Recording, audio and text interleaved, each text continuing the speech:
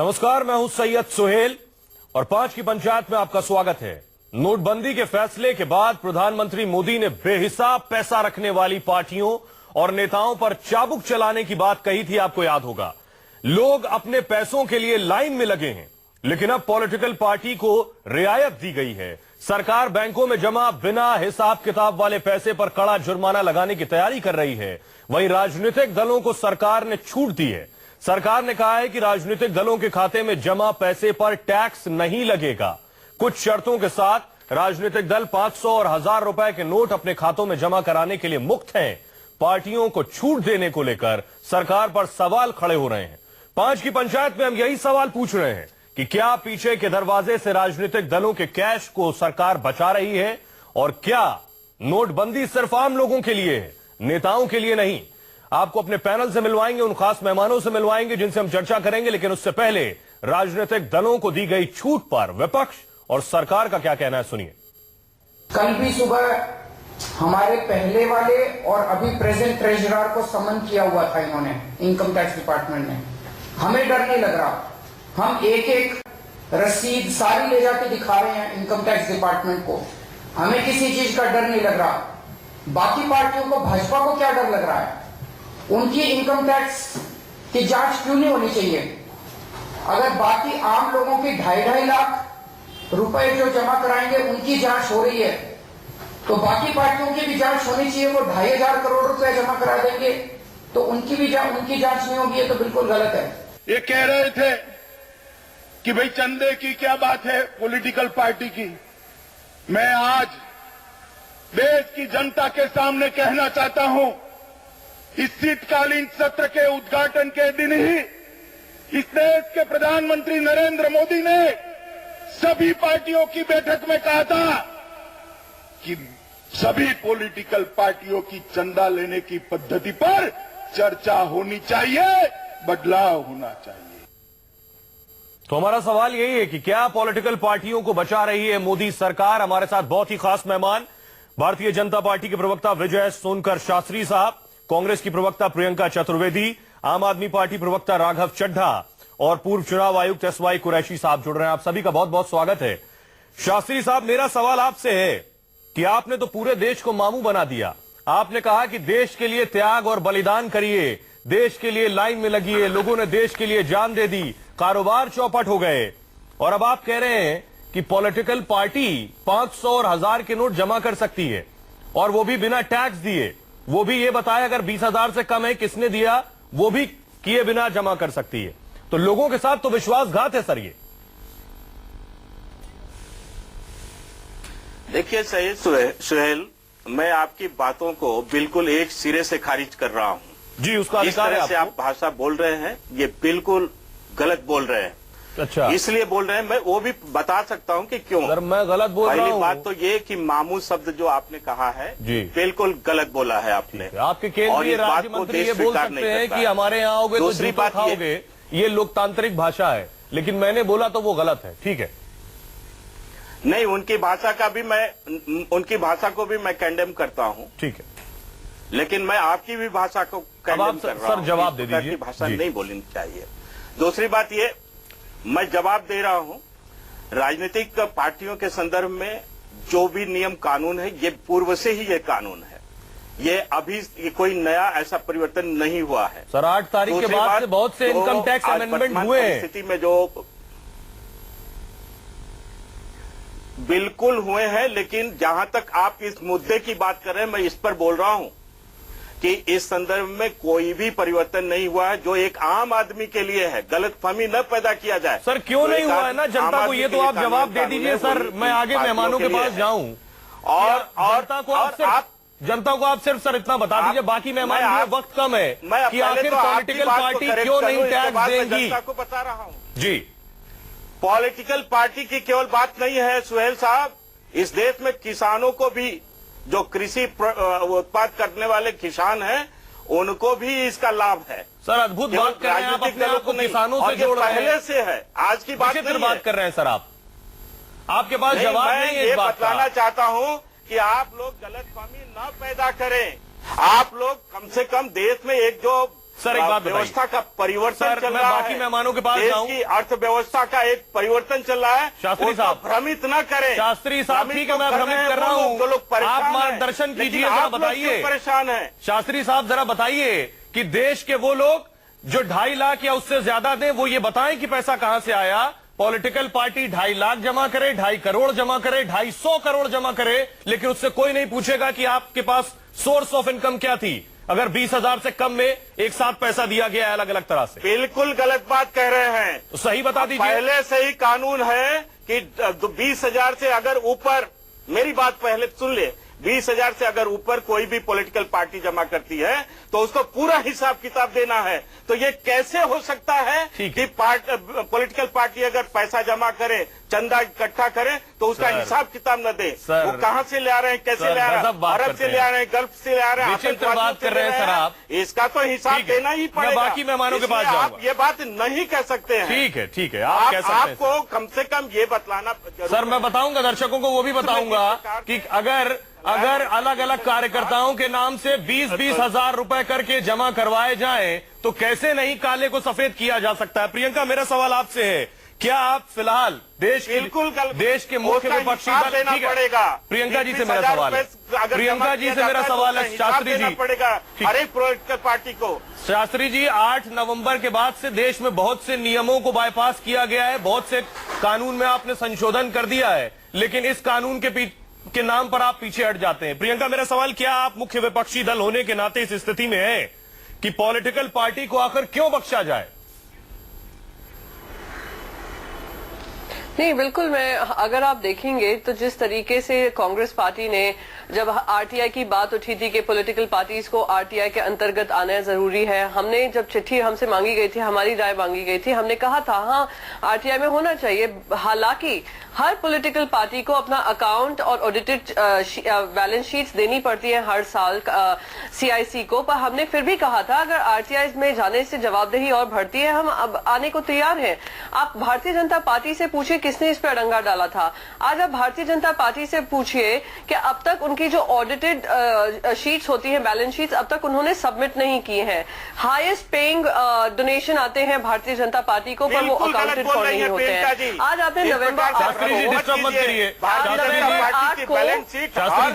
देखिए, यही समय में चुनाव आयोग को दिया जाता है। शास्त्री जी प्लीज, गलत नहीं, शास्त्री जी, प्रियंका जी से उनका सवाल नहीं। प्रियंका, मैं आपको बता दूं, प्रियंका मैं आपको बता दूं, 2013 में हर साल समय पर ऑडिट रिपोर्ट के साथ दिया जाता है।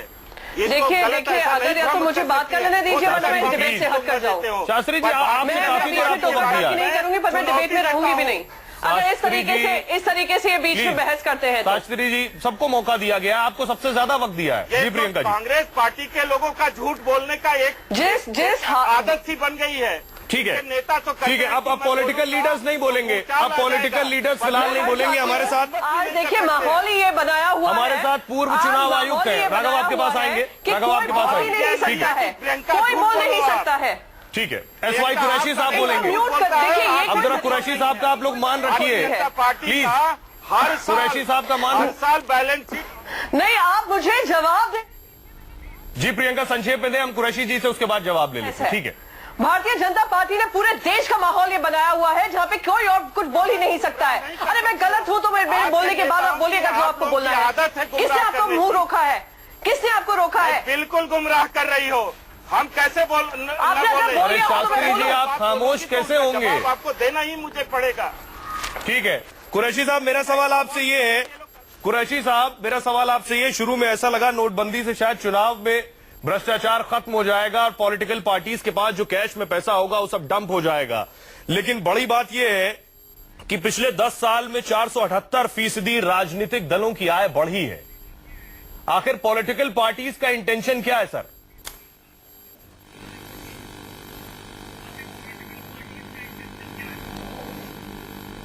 देखिए, मैं जब से ये डिमोनेटाइजेशन हुई है, मैं पहले दिन से ये कह रहा हूं कि ये एक अच्छा कदम है, क्योंकि इससे पॉलिटिकल करप्शन को चेक करने में मदद मिलेगी। ये उसकी तरफ एक पहला कदम है, क्योंकि जैसे कि मैं कहता रहा हूं हमेशा कि इलेक्शन में जो करप्शन है वो सारी करप्शन की देश में ब्लैक मनी का एक मदर है, जड़ हो गई है। और इसलिए वहां सुधार करना चाहिए। हजारों करोड़ खर्च होते हैं। अब जब खर्चा करेंगे इलेक्शन में आप करोड़ों, तो फिर जमा करेंगे आप करोड़ों, कहां से जमा होता है उसका पता ही नहीं। 80% जो फंड आते हैं उसकी सोर्स है पता नहीं, वो कैश में दिखाई दी जाती है। इसलिए इसको दुरुस्त करने की जरूरत थी। अब जो लेटेस्ट अभी कल हुआ कि पॉलिटिकल पार्टी तो अपना पैसा डिपॉजिट कर लेंगी, ये इसमें जो जरा मुझे कंट्रडिक्शन लगती है कि एक रिक्शा वाला और सब्जी वाला तो ट्रांजैक्शन करेगा अपने ई वॉलेट से और ई पेमेंट करेगा, और पॉलिटिकल पार्टी 20,000 रुपए तक का कैश वैसे ले सकती हैं, नकद में ले सकती हैं। तो ये इसको तो अब बदलने का वक्त आ गया है। एक संक्षेप में जवाब चाहेंगे, फिर राघव चड्ढा के पास जाएंगे। क्या पॉलिटिकल पार्टी, क्योंकि एसोसिएशन ऑफ डेमोक्रेटिक रिफॉर्म्स का कहना है कि 80% रकम का सोर्स नहीं होता है, क्या यह मुमकिन है कि अभी पॉलिटिकल पार्टीज उन लोगों से जिन्हें अपना ब्लैक का व्हाइट करना है 20-20 हजार रुपए अलग अलग कार्यकर्ताओं के नाम से जमा करवाएं और उनके काले को सफेद कर दें?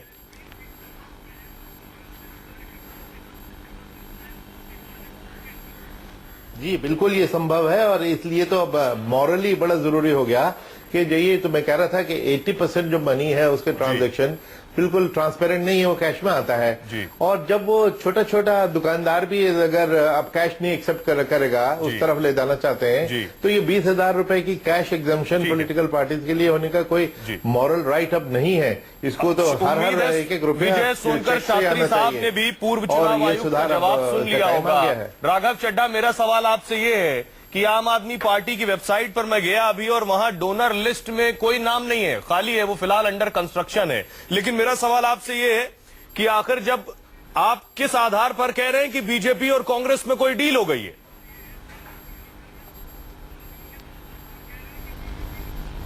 इनके नेता तो ऐसे ही बोलते रहते हैं। राघव, आपकी आवाज नहीं मिल रही मुझे। जी प्रियंका, आप अपनी बात पूरी कर सकते हैं। राघव की जब ऑडियो आएगा तो हम उनके पास आएंगे। जी प्रियंका। नहीं, देखिए, मैं आपकी मेहरबानी है, और अगर भारतीय जनता पार्टी के प्रवक्ता की मेहरबानी हो तो हम अपनी बात कंप्लीट कर पाए। कि आज हमारी बात पूरी नहीं सुनी जाती है, उससे पहले आप दूसरों के पास चले जाते हैं और आप रोक नहीं पाते हैं कि भारतीय जनता पार्टी के प्रवक्ता इतना बीच में टोका टाकी करते हैं। माफी मांगती हूं, पर दिख रहा है किस तरीके से आवाज शोर शराबा कर किसी तरीके की बहस को चौपट करना भारतीय जनता पार्टी की आदत बन गई है। आप देखिए शुरू हो गए। प्रियंका, उनका ऑडियो डाउन है, आप अपनी बात अभी फिलहाल कह सकती हैं। आपको मिल जाए तो मैं बोल देती हूँ। 8 नवंबर के बाद डीमोनेटाइजेशन की प्रक्रिया प्रधानमंत्री जी ने कही। उन्होंने कहा जो भी काला धन होता है, जो भी 500,000 की नोट हैं, वो पेपर बन गई। पेपर अगर बन गई तो आज ऐसा क्यों है कि पहले दूसरी आप फेयर एंड लवली स्कीम लाते हैं, जो आम आदमी रोज त्रस्त होकर क्यू में खड़ी हुई है, आप दूसरों को मौका देते हैं, बड़े बड़े उद्योगपतियों को मौका देते हैं कि अपने काले धन को सफेद कर सकते हैं।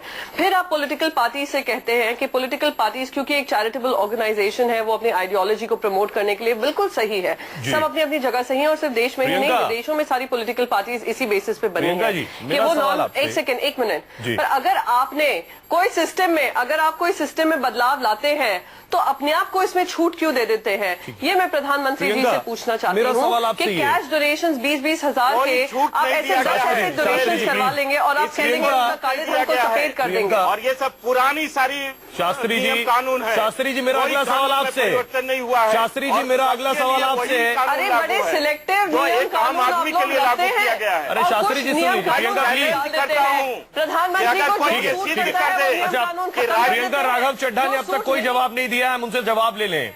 राघव, कैसे और किस आधार पर आप कह रहे हैं कि दरअसल कांग्रेस और बीजेपी में कोई डील हो गई है?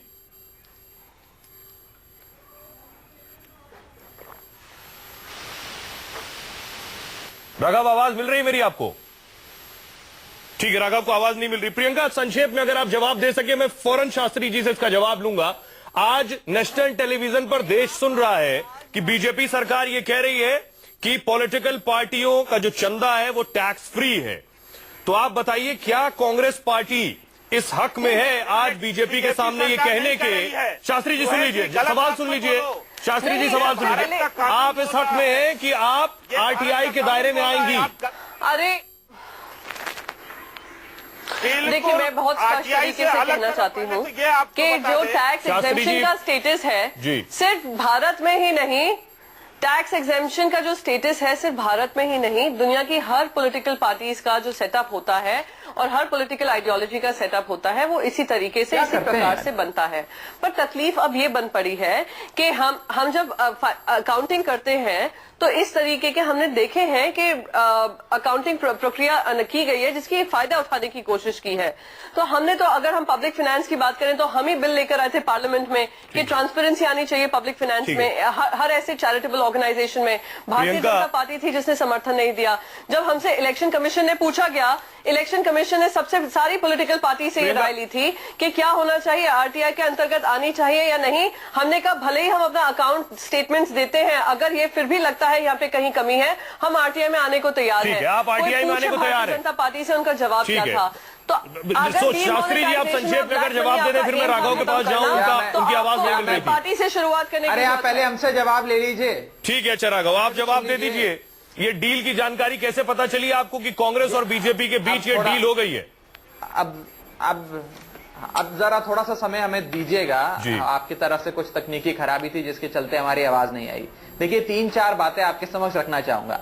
पहली बात है, जिस एडीआर की रिपोर्ट का आपने हवाला दिया वो रिपोर्ट ये कहती है कि कांग्रेस पार्टी का कुल चंदा में से 80% चंदा, ये पैसा कहां से आ रहा है, अननोन सोर्सेज से है। इसी प्रकार से भारतीय जनता पार्टी का 70% चंदा आपको नहीं पता कौन पैसा दे रहा है, कौन इनकी तिजोरी में जाकर पैसा डाल देता है। वही रिपोर्ट ये भी कहती है कि आम आदमी पार्टी का 100% चंदा पूरा पारदर्शी है, कौन कौन इन्हें पैसा देता है ये सब हमने सार्वजनिक भी करा हुआ और इनकम टैक्स अथॉरिटीज को भी सौंप रहे हैं। एक चीज।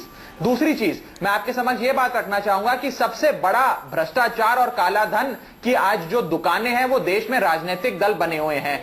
क्योंकि आप 20,000 से कम की कोई भी राशि लीजिए, उसको आपको किसी प्रकार का कोई एक्सप्लेनेशन दिखाने की जरूरत नहीं है, उसको जमा करा दीजिए और बता दीजिए कि इतनी हमारी आय है, आपसे कुछ किसी प्रकार की पूछताछ नहीं करी जाती है। अब जब नोटबंदी लाई गई तो लोगों ने कहा कि भाई नोटबंदी की व्यवस्था खराब है, परंतु शायद प्रधानमंत्री जी की मंशा अच्छी है। अब तो यह भी लोग मान चुके हैं कि प्रधानमंत्री जी की मंशा भी खराब है। इन्होंने क्या कहा? इन्होंने कहा कि यदि आम आदमी, गरीब किसान, रिक्शा वाला बैंक के बाहर लाइन में खड़ा अगर पैसा जमा कराता है और 2.5 लाख रुपए से ज्यादा राशि जमा कराता है तो उसकी जांच होगी, पड़ताल होगी, उस पर रेड कराएंगे। परंतु पॉलिटिकल पार्टी 2.5 करोड़ कराए, 250 करोड़ कराए, 2,500 करोड़ रुपया जमा कराए अपने बैंक में, उसमें किसी प्रकार की कोई जांच नहीं होगी। एक चीज। दूसरी चीज, मैं आज तमाम राजनीतिक दलों को चुनाव, राघव माफी चाहूंगा, वक्त खत्म हो गया। आप सभी मेहमानों को बहुत बहुत शुक्रिया। लेकिन बड़ा सवाल अभी भी वही बना हुआ है कि आम आदमी 2.5 लाख रुपए जमा करे तो उससे पूरा ब्यौरा, लेकिन पॉलिटिकल पार्टी 2.5 लाख, 2.5 करोड़ या 250 करोड़ जमा करें तो उनसे कोई सवाल नहीं होगा। बहुत बहुत शुक्रिया आप सभी मेहमानों का। इस बीच एक बड़ी खबर